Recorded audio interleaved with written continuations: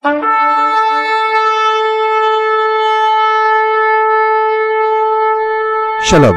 et bienvenue pour cette nouvelle vidéo.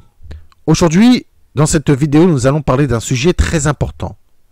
Pourquoi devrions-nous toujours dire si Dieu le veut et aussi avec l'aide de Dieu?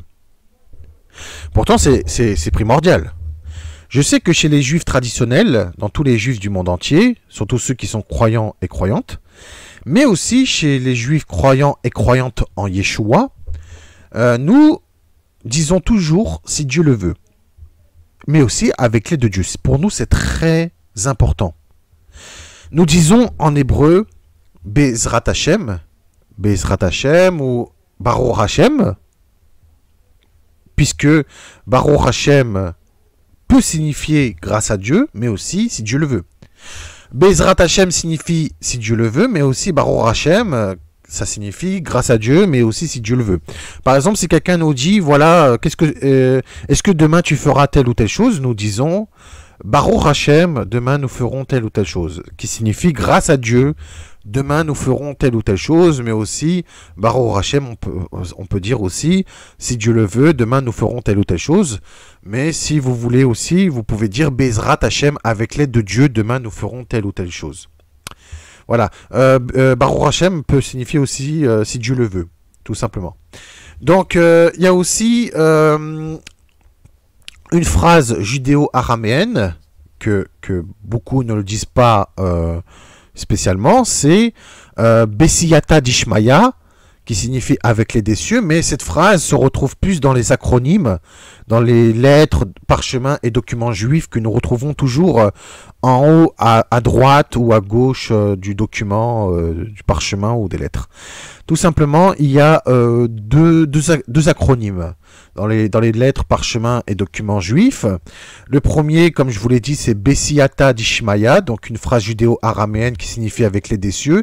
Et la deuxième, c'est Bezrat Hashem, avec l'aide de Dieu, en hébreu. Je sais pas si vous avez vu, je ne sais pas si vous avez vu dans ma chaîne, dans l'image principale de ma chaîne, où il y a l'étoile de David avec la croix de Yeshua, où c'est écrit de nouveau avec Yeshua Ben HaMashiach, j'ai mis un acronyme de deux lettres, de Bet et de He, qui signifie Bezrat Hashem, avec l'aide de Dieu en hébreu. Tout simplement, j'ai mis cet acronyme dans le but de se rappeler que tout vient de Dieu, y compris la chaîne en elle-même, et que rien ne peut réussir sans son aide, sans l'aide de Dieu, et que si la chaîne marche bien, c'est grâce à l'aide de Dieu, bien évidemment. Et aussi, j'ai mis cet acronyme dans le but d'honorer le Seigneur dans toutes choses que nous allons voir dans cette vidéo. Voilà. Donc les Juifs, eux, donc nous-mêmes aussi, les croyants et croyantes en Yeshua, nous disons toujours Bezrat Hashem, Baruch Hashem. Voilà, c'est pour se rappeler que tout vient de Dieu et que même nous mettons des acronymes. Voilà. Alors, concernant les chrétiens, il y a une petite poignée qui disent avec l'aide de Dieu ou si Dieu le veut. Mais sinon, au niveau des chrétiens, je ne sais pas. C'est pour eux, j'ai pas trop l'impression que dire si Dieu le veut ou avec l'aide de Dieu n'est primordial pour eux. Je ne sais pas. Puisque beaucoup de chrétiens, malheureusement, disent oui, mais nous ne sommes plus sous ceci, sous cela, voilà. Mais bon, nous allons voir tout cela dans cette vidéo. Même moi, ça m'arrive aussi de le dire en français, si Dieu le veut, aussi en hébreu, hein, je peux le dire les deux, hein, avec l'aide de Dieu, si Dieu le veut. Voilà, donc il n'y a pas de problème, mais nous devons toujours dire si Dieu le veut et avec l'aide de Dieu. C'est pour cela que dans cette vidéo, nous allons voir tout cela et parler de ce sujet. Bien. Il est écrit dans Exode chapitre 9, versets 18 à 19, « Les enfants d'Israël partaient sur l'ordre de l'Éternel et campaient sur l'ordre de l'Éternel. Ils campaient aussi longtemps que la nuée restait sur le tabernacle. Quand la nuée restait longtemps sur le tabernacle, les enfants d'Israël obéissaient au commandement de l'Éternel et ne partaient point. » De ce verset, il ressort une importante leçon de morale. Avant d'entreprendre une quelconque initiative ou une quelconque action de notre part, nous devons nous efforcer de dire si Dieu le veut ou aussi avec l'aide de Dieu. Ainsi, celui qui part en voyage doit dire « je voyage grâce à l'aide du Tout-Puissant, donc avec l'aide de Dieu, et je m'arrêterai en chemin à tel endroit si Dieu le veut. Voilà. Et lorsqu'il arrive à destination, il lui faut encore remercier et louer le Seigneur en disant « Grâce à Dieu, je suis arrivé à bon port avec son aide. » Donc avec l'aide de Dieu. Le nom et la louange du Tout-Puissant se retrouveront ainsi dans notre bouche en tout temps et en toutes circonstances. C'est pour cela que dans les lettres, parchemins et documents juifs, nous retrouvons toujours deux acronymes. Alors, le premier acronyme est composé de 3 lettres, qui est Bet, Samer et Dalet. Et le deuxième est composé de 2 lettres de Bet et He. Le premier veut dire Bessiata d'Ishmaïa, judéo-araméen. C'est en judéo-araméen, qui signifie avec l'aide des cieux. Et le deuxième veut dire Be'ezrat Hashem, avec l'aide de Dieu en hébreu. Bien évidemment, les Juifs disent, comme je l'ai dit, Baruch Hashem, grâce à Dieu, ou que le Seigneur soit remercié, mais aussi Baruch Hashem veut dire avec l'aide de Dieu, tout simplement. Par exemple, si quelqu'un dit, est-ce que demain tu vas à tel endroit, Baruch Hashem, demain je serai à tel endroit. Parce que Baruch Hashem peut dire aussi si Dieu le veut. Voilà. Donc, mais aussi grâce à Dieu. Baruch Hashem veut dire aussi grâce à Dieu. Donc, grâce à Dieu, demain je serai à tel endroit. Baruch Hashem. Mais il y en a qui disent Bezrat Hashem, demain je serai à tel endroit. Ça veut dire avec l'aide de Dieu, demain je serai à tel endroit. Donc voilà. Alors, ces acronymes sont introduits dans le but de se rappeler que tout vient de Dieu, y compris le document en question, et que rien ne peut réussir sans son aide. C'est pour cela que vous voyez aussi dans ma chaîne, vous voyez dans la grande photo où c'est écrit net de nouveau avec Yeshua Emmanuel HaMashiach, avec l'étoile de David et la croix, vous avez un acronyme composé de 2 lettres, de Bet et de He, qui signifie Bezrat Hashem, puisque pour moi, la chaîne vient avec l'aide de Dieu, et que c'est grâce avec l'aide de Dieu que la chaîne existe, avec son aide et avec sa volonté. Voilà. Alors, ces acronymes aussi sont introduits dans le but de se conformer au verset de Proverbes, chapitre 3, verset 6. « Dans toutes tes voies, connais-le, et il aplanira ta route. » Mais aussi d'honorer le Seigneur dans toutes choses, comme disait Salomon, « Honore l'Éternel avec tes biens et avec les premiers de tous tes produits. » Proverbes, chapitre 3, verset 9. Ce qui veut dire que nous devons honorer le Seigneur même jusqu'au moindre détail. C'est pour ça que moi aussi j'ai mis l'acronyme Bezrat Hashem dans ma chaîne, puisque c'est dans le but de se rappeler que tout vient de Dieu et dans le but d'honorer le Seigneur, mais aussi nous devons faire des offrandes végétales de nos produits, de nos biens, des offrandes d'encens, des offrandes de fruits, de légumes, d'actions de grâce, etc. Et le Seigneur bénira celui ou celle qui fera ces choses, comme Salomon le déclare au verset suivant, donc Proverbes chapitre 3 verset 10. Alors tes greniers seront abondamment remplis et tes cuves déborderont de vin nouveau. Voilà. Donc c'est pour ça que les Juifs mettent les acronymes de Bessiata d'Ishmaïa et Bezrat Hashem dans leurs documents pour se rappeler que tout vient de Dieu, mais aussi d'honorer le Seigneur dans les moindres détails. Voilà. Voilà. Alors, qu'en est-il donc de la Nouvelle Alliance, de la Brit Hadasha, qui est appelée faussement Nouveau Testament, hein, que je tiens à rappeler que Nouveau Testament est un mauvais terme. Alors, est-ce que c'est une bonne chose de dire si Dieu le veut ou avec l'aide de Dieu? Puisqu'il y a des chrétiens qui diront oui, mais nous ne sommes plus sous la loi, nous sommes sous le Nouveau Testament, tout ce qui est des Juifs est ancien, aboli, voilà ce que j'entends. Hein. Pourtant, Jacques, de son vrai nom Jacob, disait « À vous maintenant qui dites « Aujourd'hui ou demain nous irons dans telle ville, nous y passerons une année, nous trafiquerons et nous gagnerons. Vous qui ne savez pas ce qui arrivera demain, car qu'est-ce que votre vie? Vous êtes une vapeur qui paraît pour un peu de temps et qui ensuite disparaît. Vous devriez dire au contraire, si Dieu le veut, nous vivrons et nous ferons ceci ou cela. Mais maintenant, vous vous glorifiez dans vos pensées orgueilleuses. C'est chose mauvaise que de se glorifier de la sorte. Jacques chapitre 4, versets 13 à 16. Malheureusement, beaucoup de chrétiens qui croient que tout est aboli, hein, qui croient que ça y est, tout a disparu ou je ne sais quoi, eh bien, ils disent eux-mêmes, oui, aujourd'hui nous ferons ceci, cela, demain nous ferons ceci, cela, nous allons construire telle ou telle église aujourd'hui, demain, nous allons construire une congrégation, une communauté dans tel ou tel endroit aujourd'hui ou demain ou après-demain ou dans un an ou je ne sais quoi, mais ils oublient de dire avec l'aide de Dieu ou si Dieu le veut. J'ai déjà entendu des chrétiens dire, et c'est malheureux, hein, que dire si Dieu le veut ou avec l'aide de Dieu, c'est du surplus et que cela n'ajoute rien à notre foi ou cela n'enlève rien à notre foi, comme Paul a dit ceci, Paul a dit cela, etc. Voilà. Donc eux, à la place de dire si Dieu le veut et de mettre leur foi en Dieu, ils mettent leur espérance en Paul en disant oui mais Paul a dit ceci, Paul a dit cela, Paul a dit que cela n'ajouterait rien à notre foi ou n'enlèverait rien à notre foi, c'est du surplus, la loi est abolie, voilà, toujours le même refrain, le même CD hein, qui tourne en boucle, qu'ils ont mis le CD... qu'ils ont mis en boucle tout simplement, qui se répète machinalement, comme si les réponses de Paul avaient apporté toute solution à leur vie. Voilà. Pourtant, dire si Dieu le veut est une expression de foi. C'est mettre sa foi en Dieu. C'est dire que c'est Dieu qui décide s'il y a un lendemain ou pas. Aussi, si Dieu le veut ou avec l'aide de Dieu sont des expressions qui ne datent pas d'aujourd'hui. Les prophètes le disaient, nos ancêtres le disaient.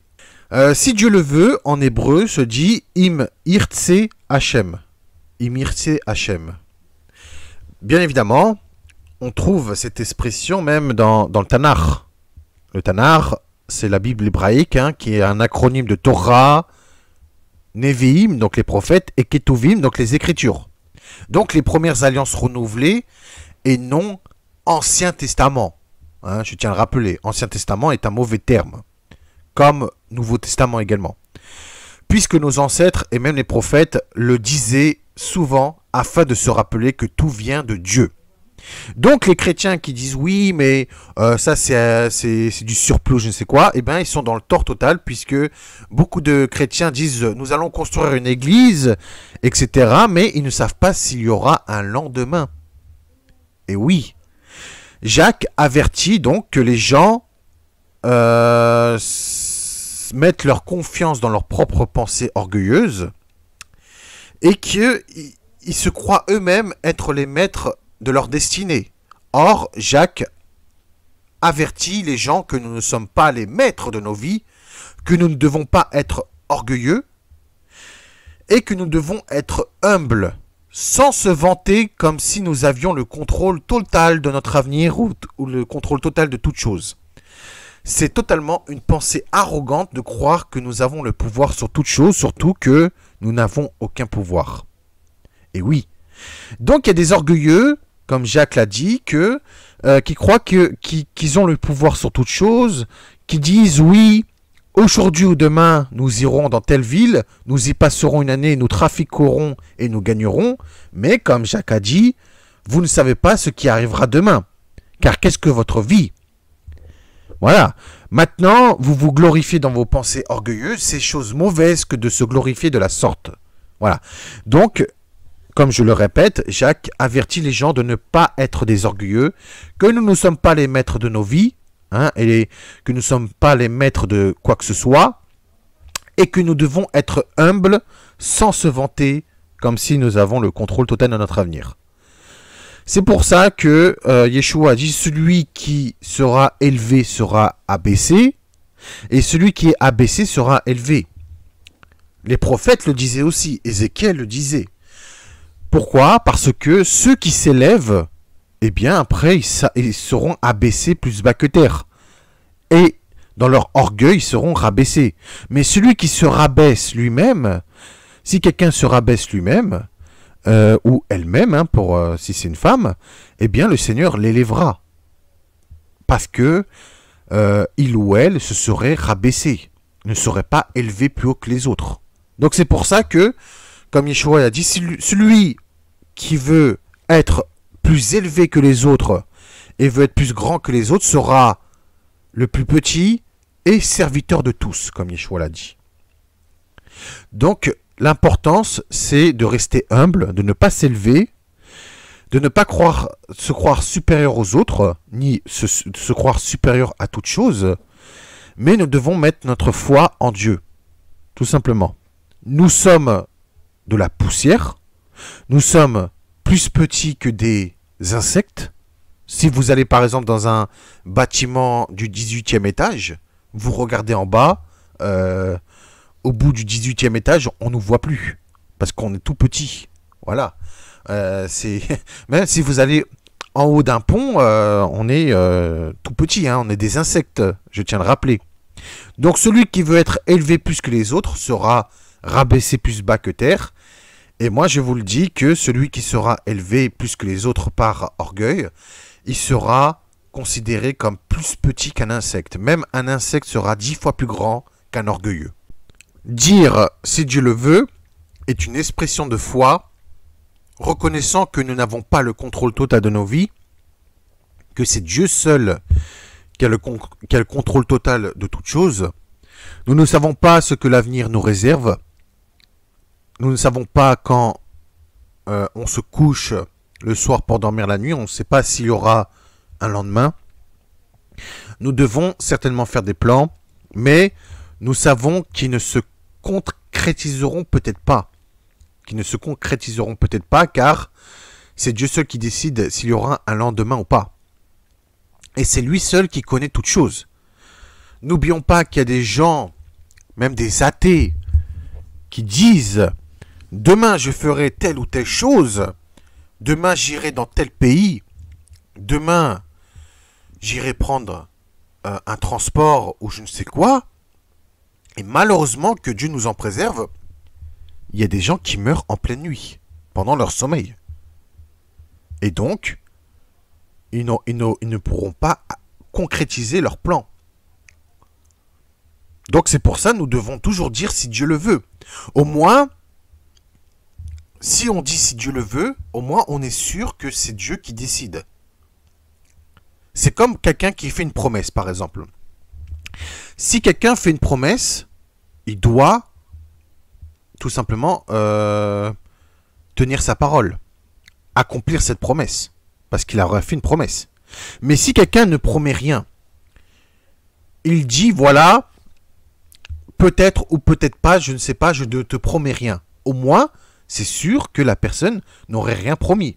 Il aurait dit peut-être ou peut-être pas, qu'il n'en sait rien. C'est pareil pour nous. Peut-être qu'il y aura un lendemain, peut-être qu'il n'y en aura pas. C'est Dieu seul qui décide. Donc c'est pour ça que les gens se reposent sur leur orgueil, comme Jacques a dit, alors qu'il y en a malheureusement qui meurent en pleine nuit. Que Dieu nous en préserve. Tout simplement. C'est Dieu qui a le contrôle total de nos vies, le contrôle total de toutes choses. C'est lui qui a créé le ciel, les cieux aussi et la terre. C'est lui qui a créé la vie.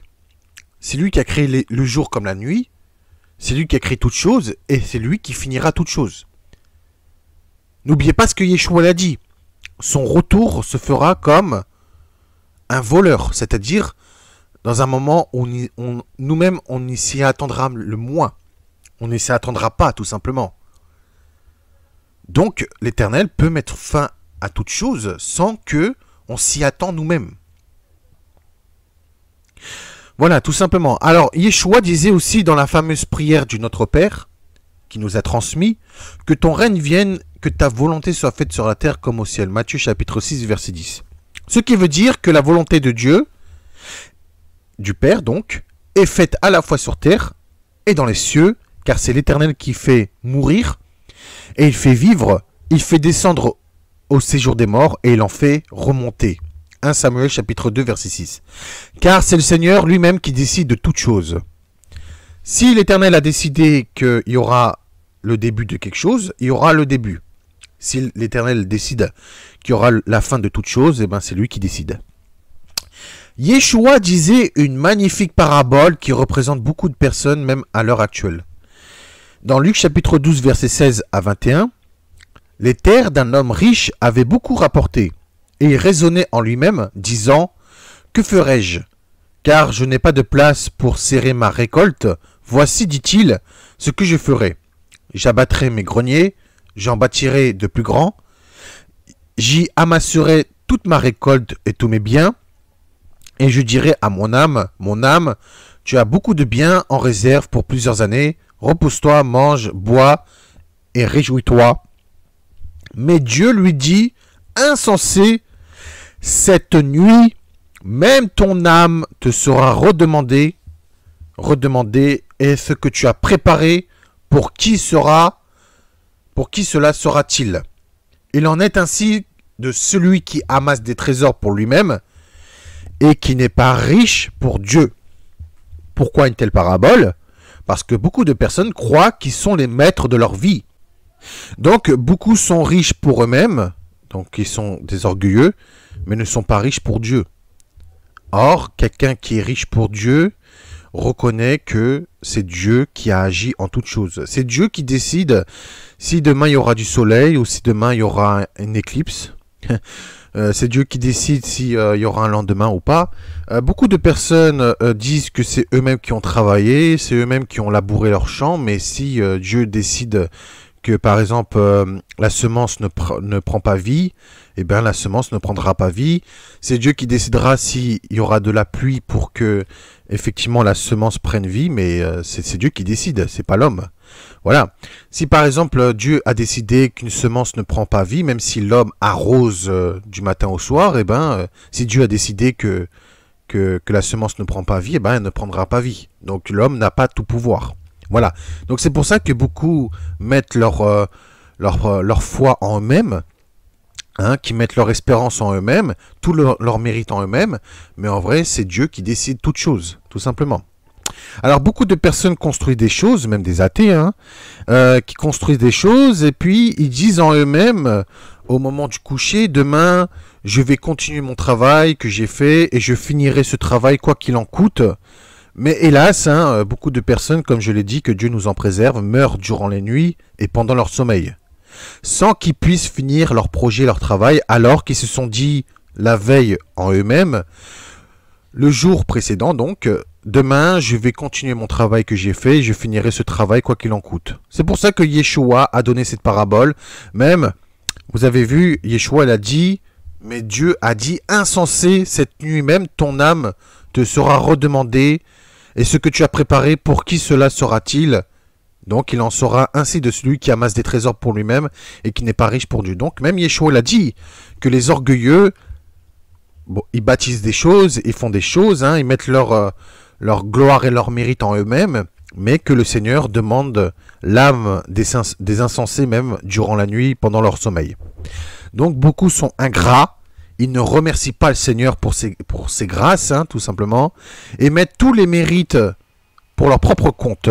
Ils ne reconnaissent pas que c'est le Seigneur qui agit et qui décide si une personne prospérera ou non.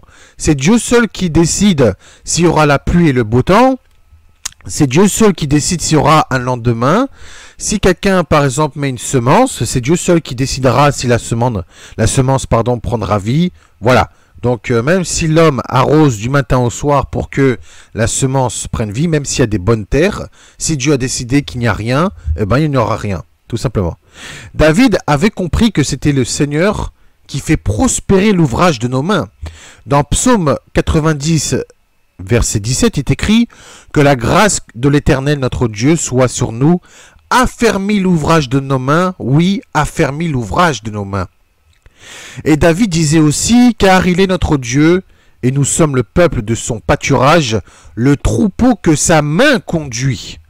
Oh, si vous pouviez écouter aujourd'hui sa voix. » Vous avez bien vu ce qu'il a dit, David? « Oh, si vous pouviez écouter aujourd'hui sa voix. » Car Tout simplement, demain, il se peut que beaucoup ne pourront pas entendre la voix du Seigneur, puisque c'est Dieu qui décide s'il y aura un lendemain ou pas. Ça, il a dit dans Psaume 95, verset 7.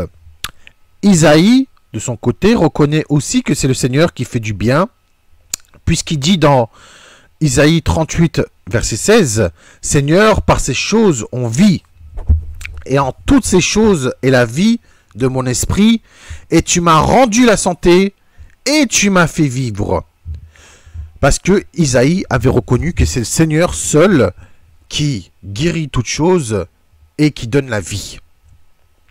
Alors Yeshua a dit aussi, « Mais aimez vos ennemis, faites du bien et prêtez sans rien espérer. Et votre récompense sera grande, et vous serez fils du Très-Haut, car il est bon pour les ingrats et pour les méchants. » Luc chapitre 6, verset 35.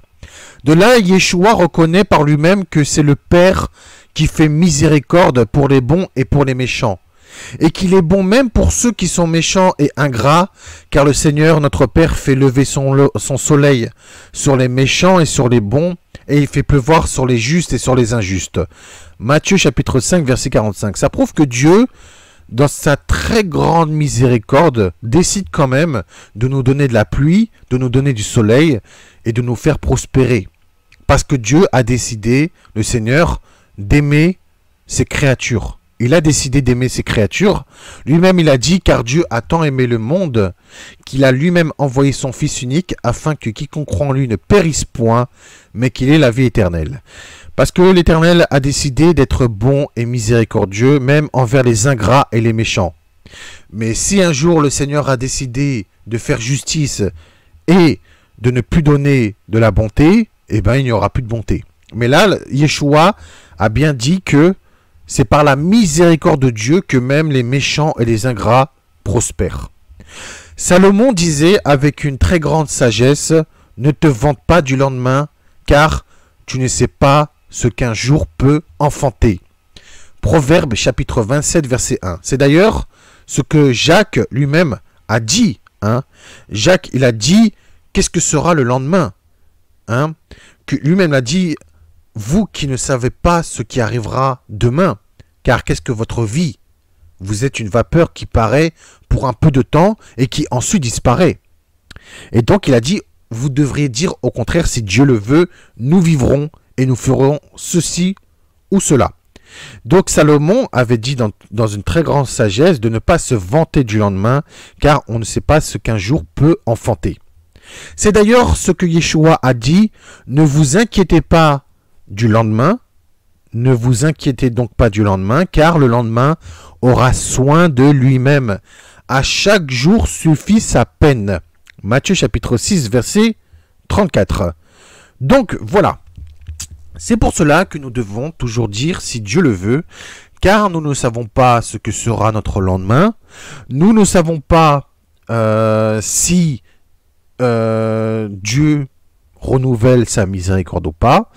Beaucoup de orgueilleux, surtout les athées aussi, les athées eux sont les pires, ils disent que Dieu n'existe pas et que toute chose provient d'eux-mêmes. Mais si l'Éternel a décidé que le lendemain, il n'y a pas de lendemain, athée ou pas, personne ne pourra s'opposer au Seigneur, personne ne pourra dire au Seigneur, Seigneur, remets-nous le lendemain. Si Dieu a décidé de ne pas remettre le lendemain, eh bien il ne remettra pas le lendemain. N'oubliez pas qu'il y a plusieurs personnes, que Dieu nous en préserve, qui meurent pendant leur sommeil, et pourtant plusieurs disent, demain je vais faire ceci, demain je vais faire cela. Bien évidemment, il y en a qui n'ont pas dit si Dieu le veut, et donc, voilà, on ne sait pas. C'est pareil pour vous, chrétiens, vous devez dire si Dieu le veut ou avec l'aide de Dieu, puisque vous-même, vous dépendez du Seigneur. Toute créature sur terre dépend du Seigneur. Bien, c'est la fin de cette vidéo. J'espère que cette vidéo vous aurait plu. Et maintenant, je vous en supplie, mettez entièrement votre foi et dites toujours si Dieu le veut et avec l'aide de Dieu, car c'est lui seul qui décide toutes choses. Je vous dis à très bientôt pour une nouvelle vidéo si Dieu le veut. avec son aide, bien évidemment, et par ses grâces. En attendant, comme d'habitude, portez-vous bien. Prenez soin de vous et vos proches, c'est très important. Et je vous dis shalom. Merci de m'avoir écouté.